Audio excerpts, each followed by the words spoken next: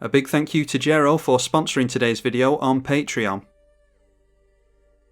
Radagast the Brown versus Maya, Lobelia and Tom Bombadil. And we have a pretty slow hand, but got some card advantage in it. It's not terrible. Yeah, we'll keep this one. And on the very first turn of the game, we have a Wizard's Rockets from the mono black player. And it's just a snow-covered forest from us. We'll hold off on the Yavimaya for as long as we can, but probably just getting down a crashing drawbridge next turn. And the only one who's actually done anything this turn is Lobelia, and we see a turn 2 Sol Ring into Academy Manufactor. And another land for us, so we'll go for that crashing drawbridge play that we mentioned, start giving our stuff haste whenever we want.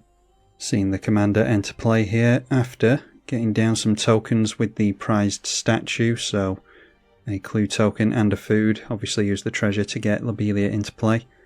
And now the 1-3 turning into the right, only 4 cards in the black player's hand.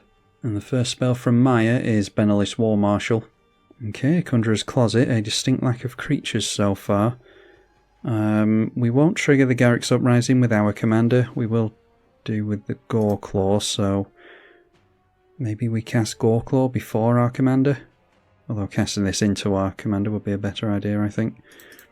Either way, we'll get down the Garruk's Uprising. So now our 0-4 Wall Defender has Trample. Enchantress's Presence for the Saga player. Magicite Wellspring now for the black player will allow him to fetch a swamp, but instead deciding to play out a Nykthos, Shrine to Nyx. Seeing a Mage Right Stone here, which will untap a creature that has an activated ability with tap in its cost. And they have tapped down their Lobelia to get down one of those permanents there, or it must have been this one. Yeah, that is our Nykthos, Shrine to Nyx. So getting that off the back of the Lobelia. Now we see King Darian, the 48th, and swinging him at the black player with now a 4-4 Benelis War Marshal. I think we should all be looking at the black player who's getting a lot of things done here. Alright, another forest for us, so I think we best get our commander on the go. Try and keep up with some of our opponents, and yeah, hopefully we'll start to see some actual creatures here. I think we've got north of 30 in the deck. Yeah, just looking at the deck list now on Moxfield.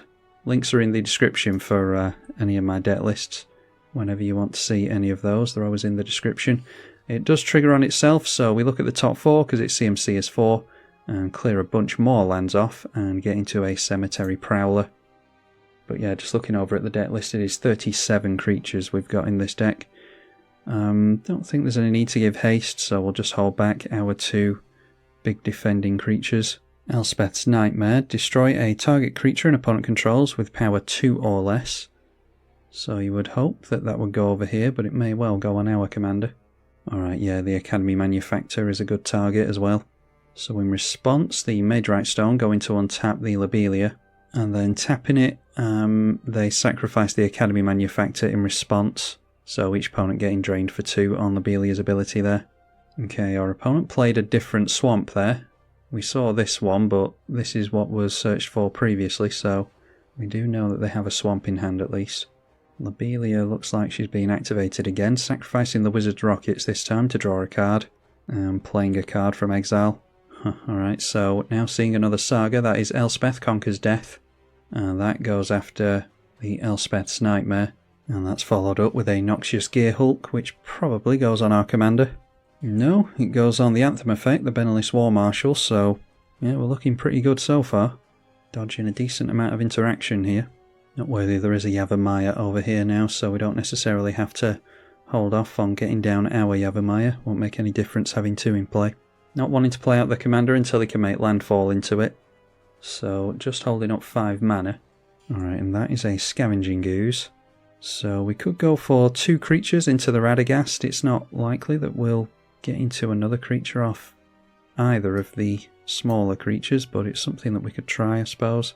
Then that does give us the option of going for the Growing Rights of Itlamok. Or we could just try and draw a card with the Goreclaw. Yeah, I think it's better if we lose fewer cards after a board wipe, so we'll go for the Goreclaw here. We'll get a card from the Goreclaw, or the Radagast trigger from Goreclaw entering, and we'll certainly get one from the Garruk's Uprising as well, so hopefully have 7 cards in hand. And that's a half decent one to have. Last March of the Ents.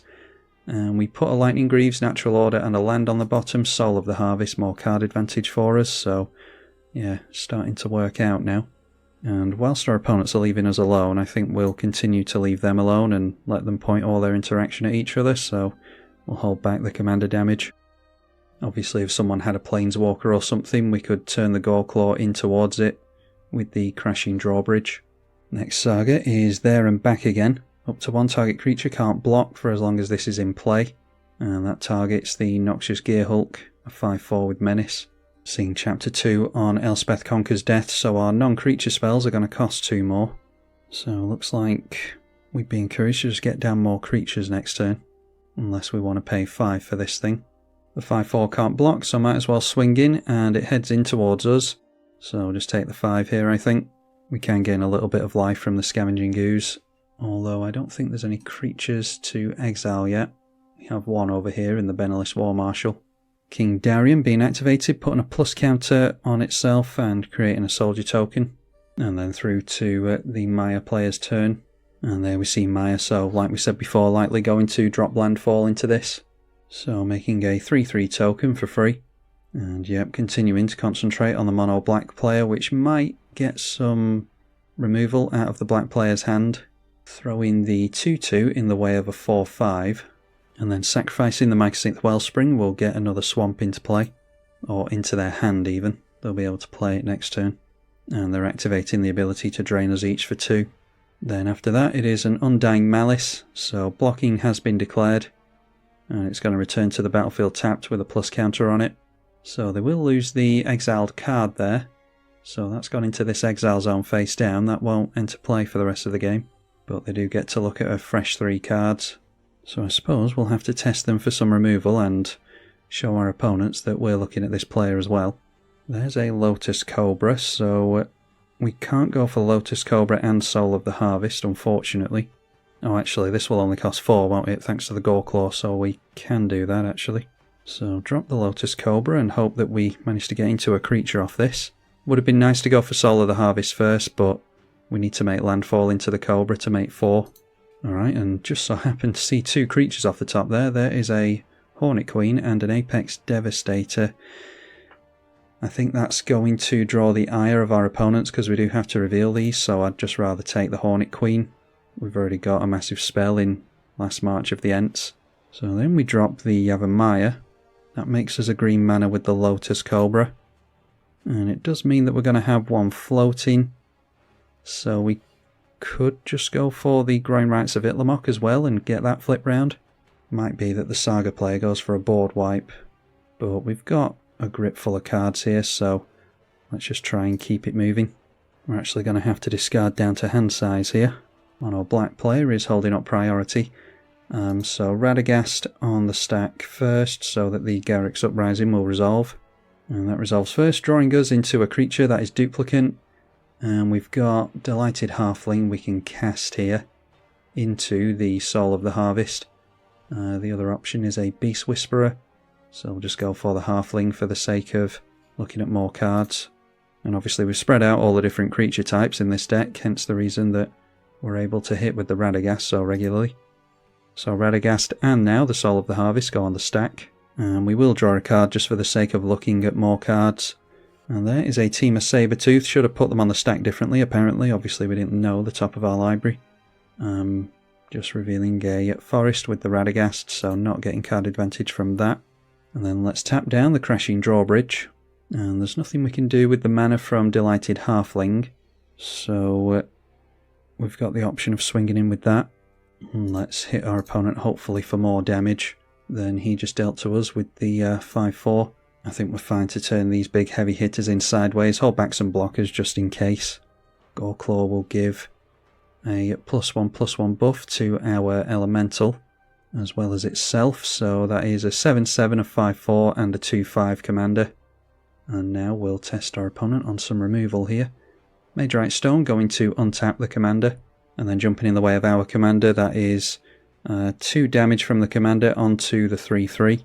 And we managed to knock our opponent down to 29, so yeah, starting to slowly deal with this player. What do we want to discard?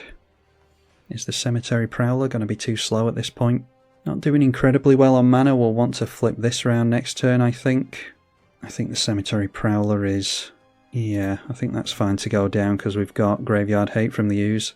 And now this thing searches for a mountain and puts it into play. And now seeing the Tom Bombadil will not have Hexproof and Indestructible, so we are going to have a chance to get rid of this thing. Alright, so activating the Lobelia at the end of the turn, sacrificing the Gearhulk, or actually this is during their upkeep. And then reanimating the Noxious Gearhulk.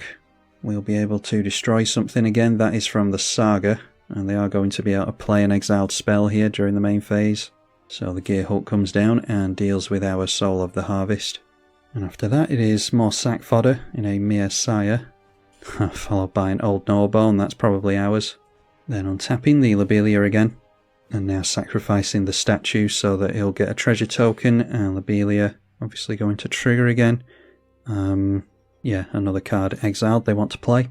And it is an Eidolon of Blossoms from the Saga player. So it might be that we have to go for the Hornet Queen next turn in order to deal with the Old Gnawbone. I'd like to exile the Lobelia and force them to replay it, but holding this thing off, it'll need a flyer on each side of the battlefield, I suppose. So maybe getting rid of it with the duplicate. But like I said, that won't allow us to get rid of Lobelia. Alright, there's an Elesh Norn from the Tokens player. So we're going to see some stuff go down here. Losing out on our Mana Dork and on the Lotus Cobra. The tokens now buffed up to, that is a 5-5, couple of 5-5s, 5-6 commander. And Darien is a 6-7. And again, everything still concentrating on the black player. So now it is Lobelia Sackville Baggins. And that is a 2-3. When it enters, exile a creature from an opponent's graveyard that was put there this turn. And you create X treasure tokens, where X is its power. So they went after the Eidolon of Blossoms, just a 2-2, so getting a couple of treasures out of that. Mainly going for the blocks here, I would imagine. Okay, Old Gnawbone we're not going to have to deal with if it goes down to blocks here. They are double blocking on one creature, so can maybe reanimate the Noxious Gearhulk again. That might make it a good exile target. Lobelia goes in the way of the King. Old Gnawbone going to go down to the attack here, which is good. Means that we don't have to do our Hornet Queen play next turn. So maybe surprising the black player once the Noxious Gearhulk has gone down would be a good idea. Although they can probably sacrifice it and animate it in the same turn thanks to the commander, so... yeah, maybe getting it down this turn would be good. Because we can go Scavenging Ooze and the Growing Rites of Itlimoc to flip that round. Finale of Devastation can fish out the Old Gnawbone. And yeah, we're going to miss a land drop here on turn 7, so definitely getting this down is going to be a good idea. And that allows us into either a Primordial Sage or a Terastodon. Am I going to regret getting rid of a Terastodon? Can't get rid of creatures, and it's mainly creatures we're worried about here until the Saga player goes off, so I'll go for the Primordial Sage and try and get some more card advantage. And then we can play ourselves that Scavenging Ooze and hold up exiling one creature, likely one of the black players. Alright, and the 2 cards revealed is a 3 visits and a Haywire Might, so that can get rid of a Saga later, most likely. Oh, and I just played the Scavenging Ooze. The number of times I've done that. Ugh, Scavenging Ooze straight into the Elesh Norn. So not going to be flipping this around. Yeah, there was actually no way for us to do it this turn anyway, thanks to a lack of mana. Could have got down the Team of Sabertooth into it if we'd managed to get into a land. But yeah, just killing off the Ooze straight away. So whilst the Elesh Norn is in play, Haywire Might isn't going to be all that useful, so we'll bin that. And now the Saga goes down and we see Smaug, which is a 4-4 and will create 14 treasures when it dies. The Saga is replaced by Hall of the Imposter, plus counter on one target creature, goes straight onto the Tom. And now we see the Kami War, so if we're not careful, the Tom Bombadil's going to have Hexproof and Indestructible. And exiling the Noxious Gearhulk with that, probably a good idea, because it's clear that they're going to keep sacrificing and reanimating it, so down that goes. 4 cards in the Black Player's hand and couldn't do anything about exile. And then the 4-4 swings in over there as well. Alright, Lobelia just passing straight through the turn with a bunch of mana held up. So, might be hoping that someone swings in over here to get some new cards from exile, because we're assuming he'd have some kind of Undying effect. Toski, Bearer of Secrets, is going to draw some more cards here, because it's likely that our opponent's going to go wide on the black player. Yep, and all this stuff turning into Lobelia, and just going straight through to the damage phase, no tricks from the black player. Not even blocking with the Lobelia, so yeah, going down to -1, looks like he just gave up there. Could have saved some damage by blocking with the commander. Toski drawing some cards. Okay, so now we've got the Elesh Norn to deal with, it looks like. Alright, see what we draw into here. We definitely want to be flipping this round. We would have liked that mana this turn, of course, because it would have been great to go for Last March of the Ents and get all our creatures into play. Manglehorn does nothing with no artifacts in play. So with Chapter 2 on this, we'd like to encourage our opponent to... yeah, it bounces a non-land permanent. So we'd like to encourage them to go for the Elesh Norn with that, which means we hold on to our duplicate and go for the Primordial Sage instead. That will give us the 4 creatures we need, and it will get this big creature into play to start cantripping again. So a 4-mana Primordial Sage, and that triggers the Radagast again, so we'll reveal 6 cards off the top thanks to its 6 CMC. We won't get a chance to crack the Sakura Tribe Elder because it'll die immediately. And there's a Pathbreaker Ibex as well. I think we take the Sakura Tribe Elder anyway, because hopefully the Elesh Norn won't be in play soon. We can try and catch up on mana. It's easier to cast than the Ibex as well. Then we can play the Temur Sabertooth as well, because it's only going to cost 2 mana thanks to the Goreclaw. We draw to the Primordial Sage, and that allows us into a Nature's Claim, good against the Saga player. Don't have the mana held up, unfortunately. So Radagast triggers on the Temur Sabertooth's entry. And there we see a Birds of Paradise and a Defiler of Vigour is a means of ramp, so we'll get that. But while Elesh Norn's in play, we don't have any decent attacks, so discarding 2 cards down to hand size. It can be the Manglehorn, and the Hornet Queen is no good with Elesh Norn in play either. And we have managed to flip round the Itlamok as well, so we can go for Nature's Claim if we're worried about anything that this player's doing. Like I said, we'd hope that the Elesh Norn is going to get bounced here. And yep, it is, so making our opponent do our dirty work for us. Plus counter going on Tom again. And yeah, we do have to discard to that as well. Much as I'd like to play and crack Sakura Tribe Elder because it'll draw us and actually allow us to hit a land, I'm just going to hope that we manage to keep hold of this and our creatures. So, or do we just go for the Conjurer's Closet? I mean, Conjurer's Closet, is it going to be too slow here? Because we want creatures to throw into Last March of the Ents, don't we? So, yeah, we'll get rid of that, I suppose. If we make a land next turn, we should be able to go for Finale of Devastation, where X is 10, and put that onto the old Gnawbone. And that could make us a hell of a lot of mana. We see a clock spinning now. And it has been cast with buyback. Choose a counter on a permanent. Remove that counter from that permanent.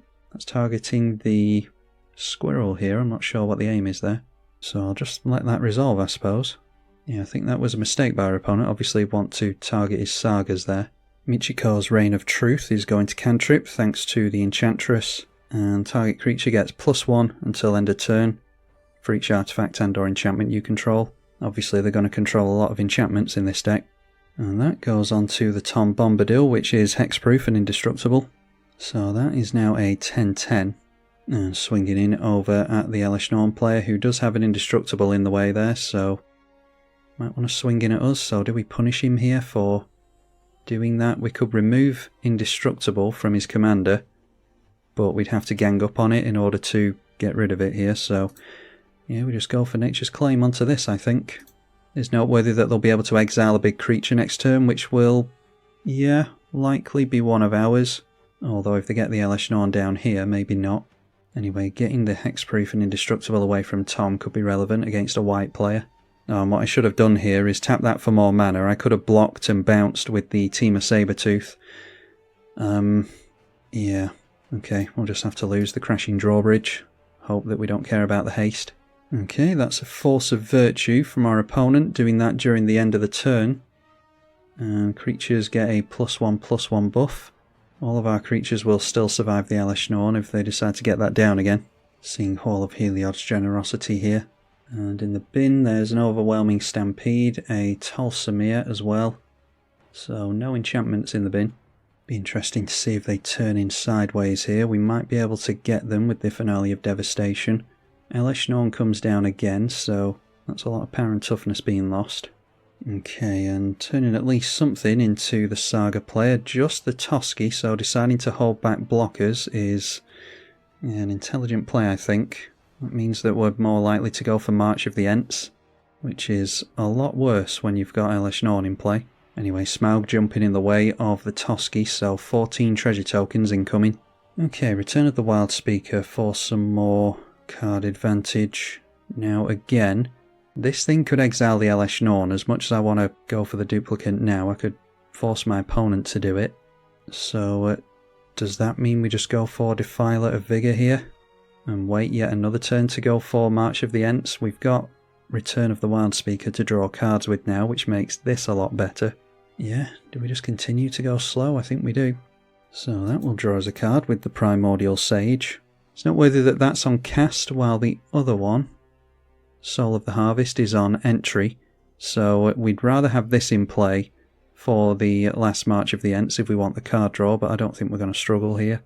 So, okay, finally drawing into a land. Obviously can't play the Sakura Tribe Elder here, I won't make that mistake again. Both Radagast and the enchantment trigger on entry, so we've drawn into a Topiary Stomper, which we could play this turn. Help us catch up on mana a little bit. Speaking of which, there's Solemn Simulacrum, a Nylea, God of the Hunt as well. Is a good indestructible to have access to. So I'll take the Nylea, I think. Throw out a land, and let's play this Topiary Stomper. Could save some mana. We'll have 2, 4, 5 and 6 mana from the Itlamok. 8 mana, which means we can bounce a bunch of stuff with Team of Sabertooth. So yeah, let's put the life into the Topiary Stomper, and we'll buff all of our stuff with the Defiler of Vigor. Drawing to the Primordial Sage again. Gets us into Vizier of the Menagerie. Plus counter on all of our stuff from the Vigor. And once again, Radagast gets the same triggers on entry. We don't trigger the Uprising this time because of the debuff from Eleshnorn, but we do get to search out a land with the Topiary Stomper, which is what we've been missing this game. And just completely whiffing this time, only seeing 3 cards. But we'd have to discard to hand size anyway, so I'm not totally against that. Yeah, so we just leave it there. And whilst there's an army over here, yeah, I don't know if to go over here and deal some damage. I think I'll go over with the Goreclaw and my commander, just to show my opponent that I'm willing to fight back a little bit. So that's +1/+1 on the Goreclaw, and that will be only 5 damage. So we'll assume that the Saga is going to get rid of the Eleshnorn. We'll hope so anyway. It's either that, Darien, or our Defiler of Vigor. Experimental Augury. At the blocking phase, look at the top 3 cards, one of them into your hand, the rest on the bottom, and proliferate. Okay, so I think he only proliferated onto the Michigo's Reign of Truth. Noteworthy that he could have made this thing indestructible at instant speed again. And that is a plus counter, and that is a buff onto the Tom Bombadil again. It's noteworthy that they're going to lose 2 Sagas now, thanks to that. Tom's replacement ability only triggers once a turn. Now doing some stuff with the treasure tokens during the end step. And that is the clock spinning again, so there we see the buyback, and they are going for it here. So another counter going onto this. So exiling a creature, and obviously they'll trigger their commander again. And it is the Eleshnorn that goes down, so once again allowing our opponent to deal with that, so that they'll ignore us. And that is replaced at the end step with the 1 ring to rule them all. It tempts you, and then each player mills equal to the ring bearer's power. So they do have a high power creature here, that is a 22/22. And the ring is going to be at level 2 as well, meaning that they'll loot whenever they attack. So that's a bunch of stuff going in the bin. So we need to have a look through here and see if there's anything relevant, because we do have a means of fishing something out with the finale, don't forget. Level 3 on the Reign of Truth means that that will be replaced by Tom during his own turn here. And level 2 on the ring, destroy all non-legendary creatures. So this is where the Team of Sabertooth comes into play. We'll add a mana for each creature we control, which is 6. And we can bounce back 3 creatures, which will swallow up the total 6 mana. This is going to get rid of some blockers, unfortunately, but hopefully there won't be all that many creatures left on the board. Just so happens to be relevant that we tapped both of our legendary creatures. So now we've got 3 legendary creatures and an indestructible, which will hopefully save us here. This saga has been flipped into Portrait of Michiko, and here we see another board wipe for Phyrexian Scriptures. Destroy all non-artifact creatures. So turning this into an artifact in order to save it from that board wipe, and he does still have the buyback thing, so he can blow up the board with this whenever he wants. Board of the Weatherlight now. Look at the top 5 cards. You can reveal a historic from amongst them, and with that reveals to us Kiora, Best the Sea God, and cast that straight away. Throwing a Kraken into play, which will just get blown up by the Phyrexian Scriptures anyway, so I don't know that we necessarily have to worry about that. And the 7/7 goes into the right, trying to get rid of the King Darien. They will loot when they do that, thanks to being the ring bearer. Just getting rid of a Sakura Tribe Elder. And it's noteworthy again that this does have hexproof and indestructible, so I'm not sure how useful the duplicant is going to be. Now we see a Sterling Grove, so even if we get into removal for the enchantments, we're not going to be able to use it because they'll have Shroud at this point. Relying on a Farewell or an Austere Command or something like that from the white player at this point.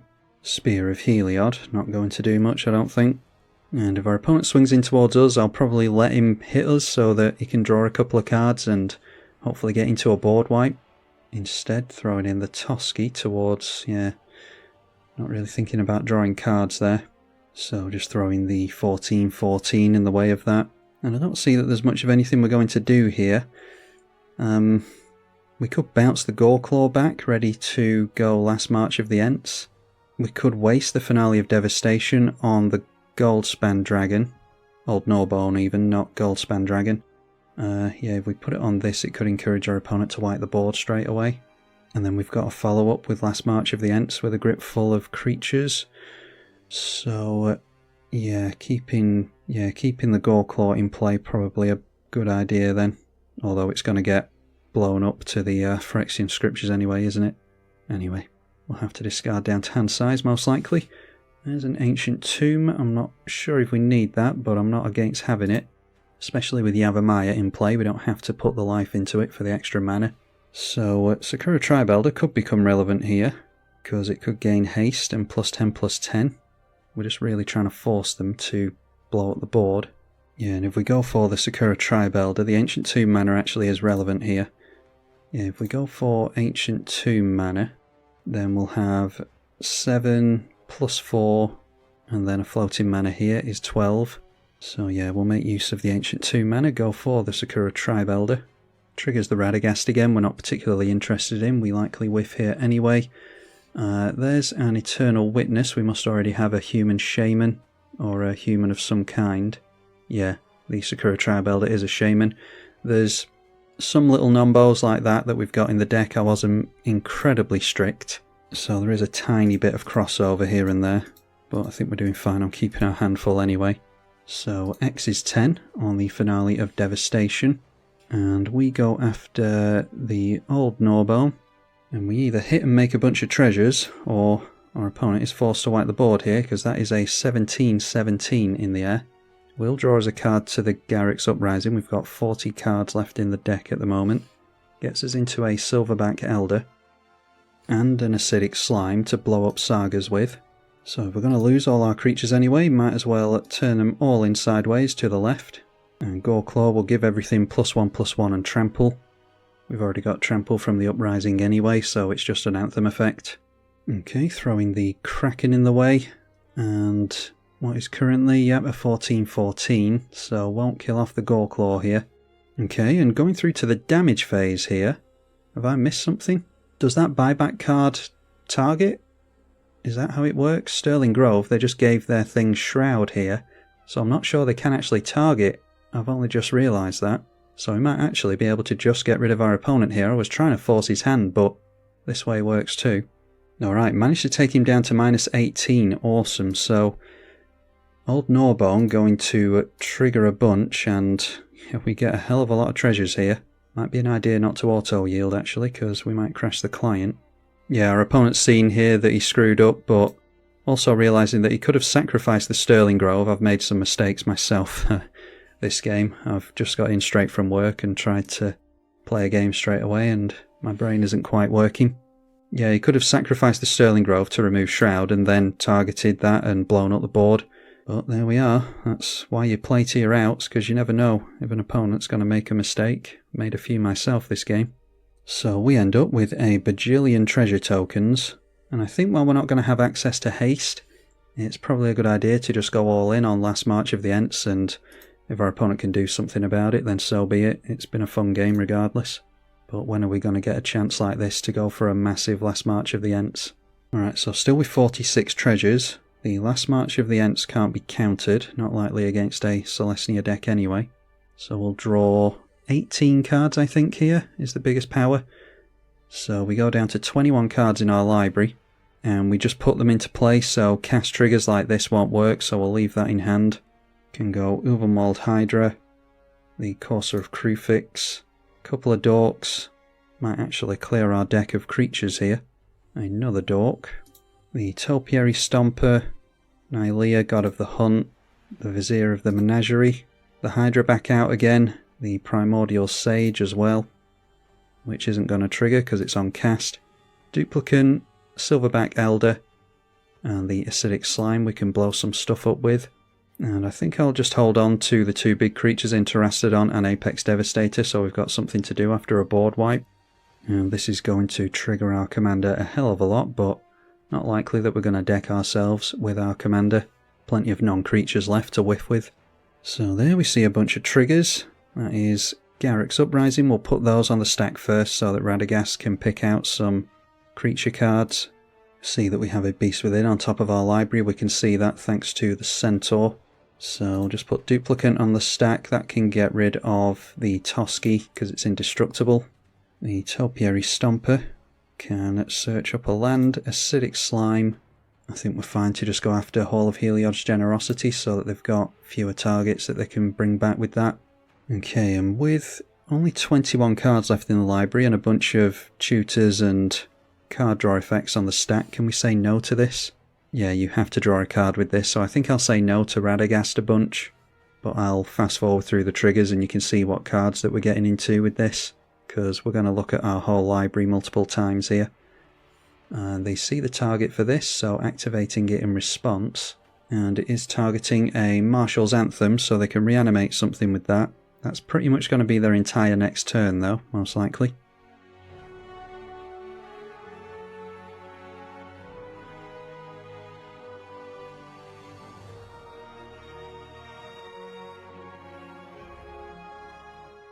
Yeah, because we've seen the same cards over and over again, you could somewhat stack your library from the bottom up if you were smart enough to do that, but we're going to shuffle here anyway with the Ubermauled Hydra. Can just be a Wooded Foothills just in case a shuffle is relevant. We do gain a life from the Courser of Krufix on landfall. Now seeing a Carly Ambush on top ready to fight something. So I think we'll shuffle around with the Topiary Stomper, get another land here. Still plenty left in the deck. Gaining another life from the Courser, and that's much better. A Song of the Dryads on top now. So ready to draw into that with the Garruk's Uprising. Toski gets exiled with the Duplicant, and now we draw cards from the Uprising. Alright, getting into the Carly Ambush anyway. Sylvan Library is probably the last card we want to see. Lightning Greaves, Vivian is good for flash. And there's a Kenrith's Transformation as well, so yeah, probably a good idea to get down the Vivian just in case we want to do anything at flash speed. So we'll put 2 life into it so that it will save us a bit of mana. Alright, and our opponent decided to scoop there, so I was thinking if he was letting us play that out, he was going to have a board wipe for us, but apparently not. So he was just being kind and letting us play it out. Probably would have just thrown down the Vivian and passed the turn there most likely, because it was already a solitaire turn. But yeah, yet more proof of why you play to your outs, and you never know what's going to happen in a game of Commander. Radagast the Brown winning out on this one, and probably should have had a much tougher time against the Sagas player as he was going off there, but just made a slight error and cost him the victory. Hopefully you all enjoyed it. Massive thank you to the patrons for their continued support. I'm Tribalkai. Thank you for watching.